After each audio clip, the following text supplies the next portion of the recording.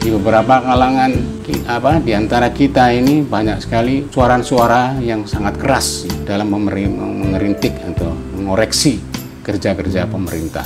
Ya katanya sih pemerintah mencoba memberikan ruang dan peluang dari ungkapan-ungkapan yang kritis seperti itu. Apa yang menarik adalah bahwa kritik-kritik yang keras itu belakangan ini justru semakin lunak atau semakin kecil gaungnya, terutama di kalangan para oposan, dari para katakanlah petinggi politik ya. Mereka yang selama ini kita tahu memiliki kepentingan yang cukup besar dalam kehidupan politik, tetapi ternyata mereka itu lebih banyak bersembunyi dari kritik-kritik itu karena beberapa atau mayoritas dari oposan itu sudah berpihak pada kubu pemerintah.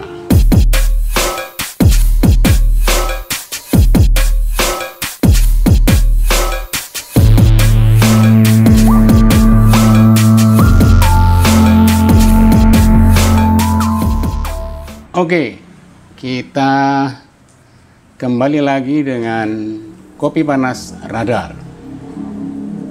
Seperti biasa, kita hirup dulu 1-2 tetes kopi kita hari ini.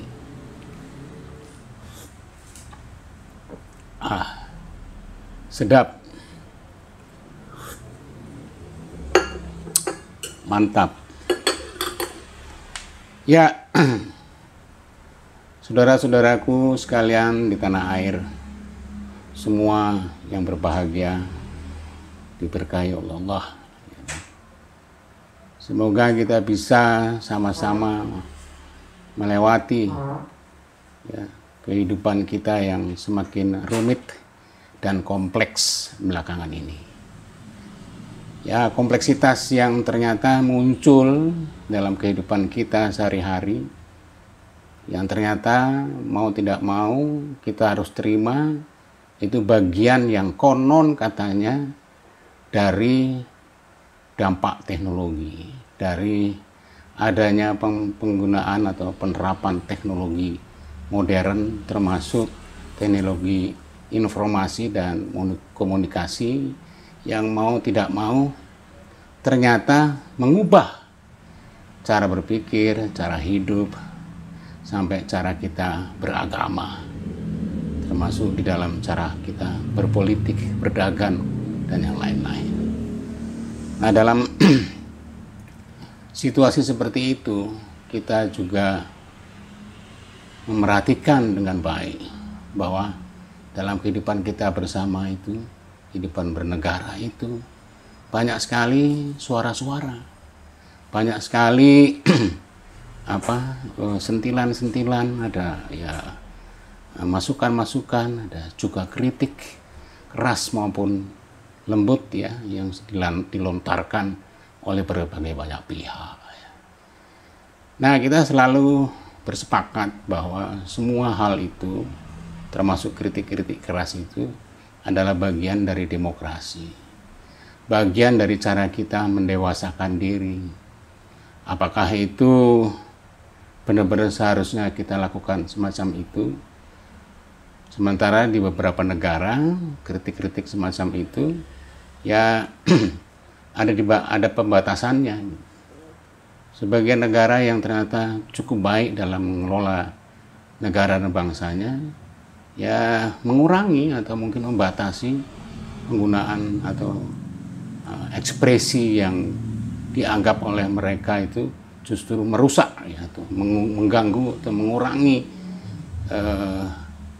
kebebasan, atau bukan kebebasan lah, mengurangi kemampuan kita bersama dalam mengelola negara atau dalam cara kita mengantisipasi dunia kita sekitarnya. Nah, di dalam kehidupan kita sekarang ini, semua itu sekarang dipersilahkan ya, menjadi bagian dari kebebasan, bagian dari demokrasi, entah itu kita setuju atau tidak, kebablasan atau tidak, sekarang sudah kebacut lah. Kita semua harus ikut terlibat di dalam situasi atau keadaan yang seperti itu. Ya di antaranya kita tahu bahwa di beberapa kalangan di antara kita ini banyak sekali suara-suara yang sangat keras ya, dalam mengerintik atau mengoreksi kerja-kerja pemerintah itu. Ya katanya sih pemerintah mencoba memberikan ruang dan peluang dari ungkapan-ungkapan yang kritis seperti itu. Apa yang menarik adalah bahwa kritik-kritik yang keras itu belakangan ini justru semakin lunak atau semakin kecil gaungnya, terutama di kalangan para oposan, dari para katakanlah petinggi politik ya.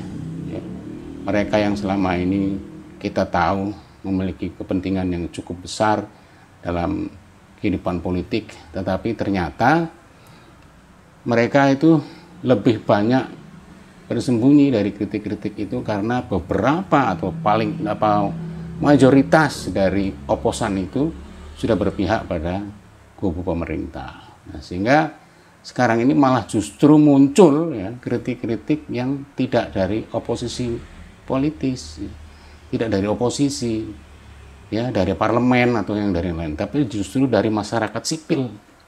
Kritik-kritik itu bermunculan.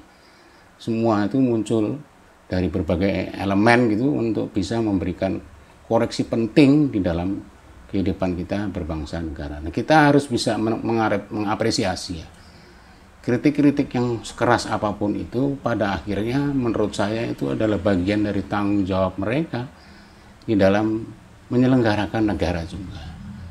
Dalam upaya meningkatkan atau partisipasi warga negara, meningkatkan kapasitas atau bahkan kemampuan pemerintah atau negara dalam mengelola negeri ini.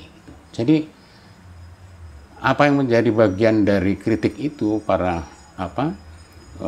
teman-teman yang sekarang ini punya kelompok-kelompok tertentu ya, untuk bersekutu dengan bagian-bagian tertentu dalam melakukan kritik pada pemerintah itu adalah bagian yang kita harus hargai ya.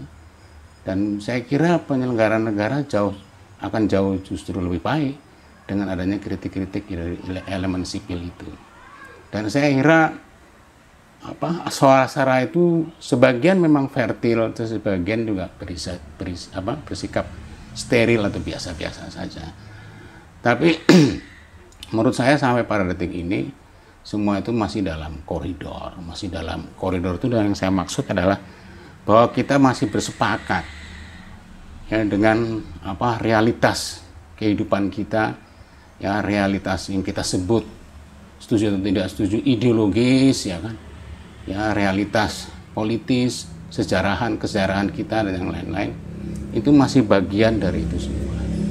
Nah, karena itu sebenarnya semua kita harus mengapresiasi suara-suara seperti itu. Walaupun kita juga tidak bisa menafikan ada bagian-bagian tertentu atau kelompok-kelompok tertentu, suara-suara tertentu yang kita bisa lihat ya, kita bisa rasakan itu hanya bagian dari kehendak orang tertentu lah, kepentingan tertentu yang bisa kita anggap sebagai penumpang gelap lah dari situasi sekarang.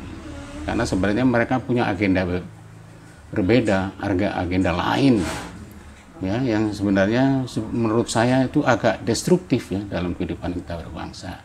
Karena dia cukup keras mencoba memaksakan kehendak mereka, walaupun dengan cara-cara yang seperti tersembunyi, tidak lewat cara-cara yang kita anggap tidak elegan ya, tidak gentle atau tidak jantan, karena dia menyembunyikan intensinya itu. Nah, bagi orang-orang yang nyinyir itu, yang lebih tepatnya menjadi penumpang gelap dari kehidupan kita yang sepakati bersama itu, sebaiknya kita bersama mencoba untuk membersihkan ya,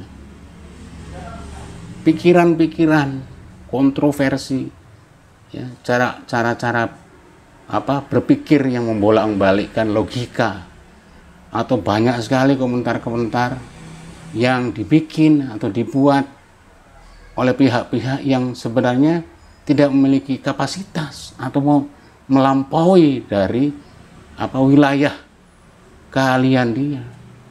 Ada orang yang misalnya katakanlah bicara tentang ekonomi padahal dia bukan ekonomi, bicara tentang kesehatan tapi dia tidak punya capacity atau kapabilitas di bidang kesehatan.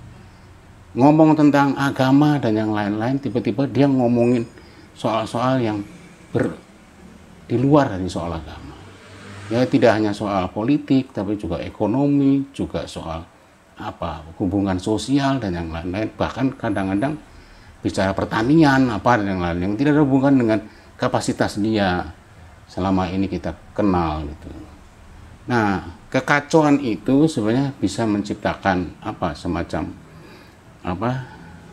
keributan di dalam pikiran kita, keributan dalam kehidupan kita bersama, kehidupan di dalam cara berpikir kita, keributan di dalam cara kita merasakan, menghayati. Semua itu hanya karena kenyinyiran itu. Nah, saya kira kita harus sama-sama untuk mulai mengurangi hal-hal yang destruktif atau yang negatif itu. Itu harus kita sama-sama sepakati, ya, bahwa semua kehidupan kebangsaan ini sebenarnya harus ditujukan kepada hal-hal yang sifatnya luhur, soal yang lebih mulia, lebih tinggi dari keluhuran atau kemuliaan yang bersifat sektarian atau kepentingan-kepentingan tertentu. Lebih luhur dari pemerintah, lebih luhur dari kabinet, lebih luhur dari manapun. Artinya setiap orang harus punya kesepakatan bersama bahwa kita ini bekerja menjadi warga negara dan menjelaskan pikiran-pikiran kita, mengartikulasikan, kalau bisa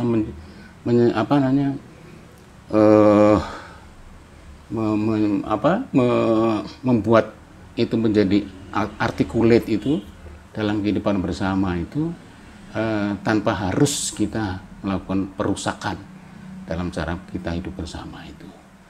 Jadi akar sehat publik itu harus tetap dijaga oleh pihak-pihak tertentu yang terlalu banyak bikin kontroversi, terlalu banyak membuat hoax, ya, membuat isu-isu, ya, yang seksi buat mereka dan yang lain-lain, yang kadang-kadang itu diproduksi oleh orang-orang yang dianggap otoritatif, diproduksi oleh orang-orang yang dianggap katanya itu punya kapasitas, berkualitas, akademik dan yang lain, tapi justru dia yang melakukan semacam destruksi itu. Nah, kesepakatan yang publik itu harus kita dorong, ya, semuanya itu. Apapun cara mereka mengkritik atau berkontribusi dalam kehidupan bersama itu, kita harus sama-sama menjadi bagian dari publik, bagian dari negara ini untuk menciptakan kesepakatan, menciptakan gagasan baru, menciptakan realitas baru, menciptakan tujuan-tujuan baru dan yang lain-lainnya.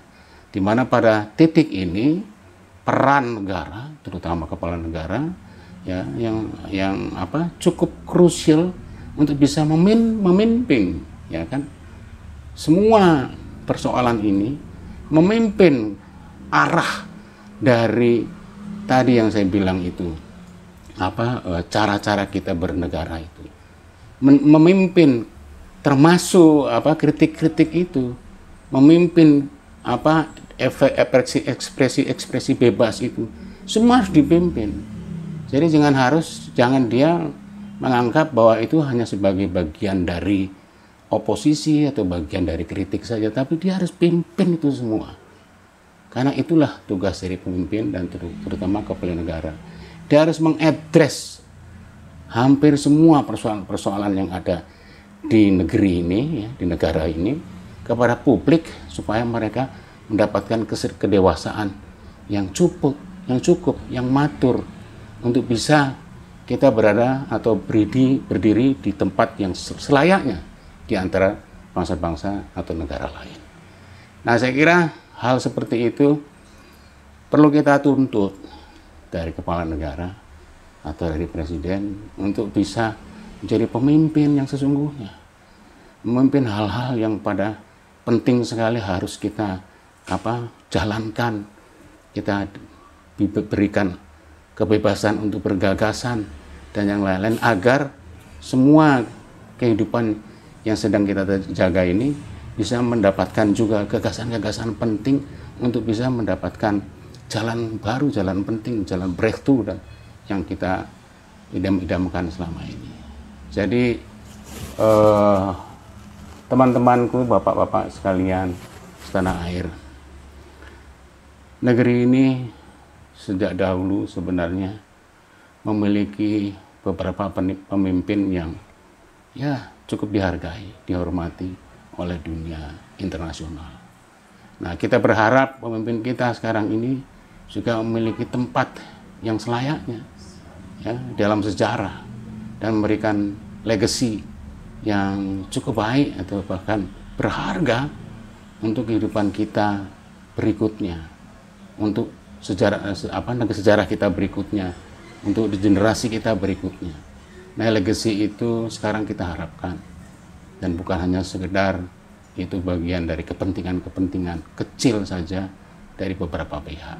Mudah-mudahan ini bisa menjadi dorongan bagi siapa saja, termasuk para pejabat negara, termasuk kepala negara, dan ini kita harapkan menjadi bagian dari kehidupan kita di masa depan. Terima kasih banyak untuk perhatiannya, saudara-saudara sekalian yang saya cintai. Semoga kita bisa bertemu di lain kesempatan di Kopi Panas berikutnya.